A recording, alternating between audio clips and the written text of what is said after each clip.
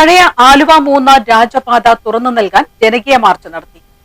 പഴയ ആലുവ മൂന്നാർ രാജപാത തുറക്കണമെന്നാവശ്യപ്പെട്ട് പൂയംകുട്ടിയിൽ സംഘടിപ്പിച്ച ജനകീയ മാർച്ചിൽ ആയിരങ്ങൾ പങ്കെടുത്തു. മാർച്ചിന് മുന്നോടിയായി പൂയംകുട്ടിയിൽ ചേർന്ന പ്രതിഷേധ സമ്മേളനം അഡ്വക്കേറ്റ് ഡീൻ കുര്യാക്കോസ് എം.പി. ഉദ്ഘാടനം ചെയ്തു. ആന്റണി ജോൺ എം.എൽ.എ. അധ്യക്ഷത വഹിച്ചു. കോതമംഗലം ബിഷപ്പ് എമിറേറ്റ്സ് മാർ ജോർജ് പുന്നേക്കാട്ടിൽ അനുഗ്രഹ പ്രഭാഷണം നടത്തി.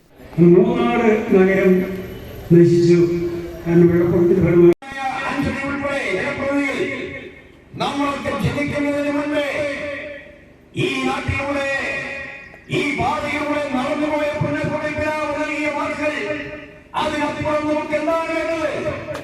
ഈ വലിയ ഒരാവേശം പകർന്നു നൽകിയ അഭിനന്ദനായ പുന്നക്കോട്ടിൽ പിതാവിനെ ഞാൻ ഈ അവസരം പ്രത്യേകമായി അഭിനന്ദിക്കുകയാണ്. ഈ നാടിന്റെ പേരിൽ നന്ദിയുടെ കരുതുകയാണ്. ഇവിടെ എത്തിയിട്ടുള്ള വൈദിക ശ്രേഷ്ഠന്മാർ, വിവിധ സമുദായ സംഘടനകളുടെ പ്രസ്ഥാനങ്ങളുടെ നേതാക്കന്മാർ. അനുഗ്രഹ പ്രഭാഷണത്തിൽ 1970കളിൽ രാജപാതയിലൂടെ സഞ്ചരിച്ച ഓർമ്മകൾ അദ്ദേഹം പങ്കുവച്ചു. വിട്ടുവീഴ്ചയില്ലാത്ത നിലപാടുകൾ സ്വീകരിച്ച് രാജപാത തുറന്നു കിട്ടുന്നതിനായി ജനങ്ങളോടൊപ്പം ഏതറ്റം വരെയും പോകുമെന്നും അദ്ദേഹം മുന്നറിയിപ്പ് നൽകി. എം.എൽ.എമാരായ ആന്റണി ജോണും അഡ്വക്കേറ്റ് മാത്യു കുയൽനാടനും Kottayam MP. Advocate K Francis ജോർജും ഇതേ നിലപാട് തന്നെയാണ് വ്യക്തമാക്കിയത്. ജനപ്രതിനിധികളുടെ നേതൃത്വത്തിൽ രാജപാതയിലേക്ക് പ്രവേശിച്ച ജനങ്ങളെ പോലീസും ഫോറസ്റ്റ് ഉദ്യോഗസ്ഥരും തടഞ്ഞെങ്കിലും അത് മറികടന്നാണ് അഡ്വക്കേറ്റ് ഡീൻ കുര്യാക്കോസിന്റെയും ആന്റണി ജോണിന്റെയും പുന്നേക്കാട്ടിൽ പിതാവിന്റെയും മറ്റ് ജനപ്രതിനിധികളുടെയും നേതൃത്വത്തിൽ ജനം രാജപാതയിൽ പ്രവേശിച്ചത്.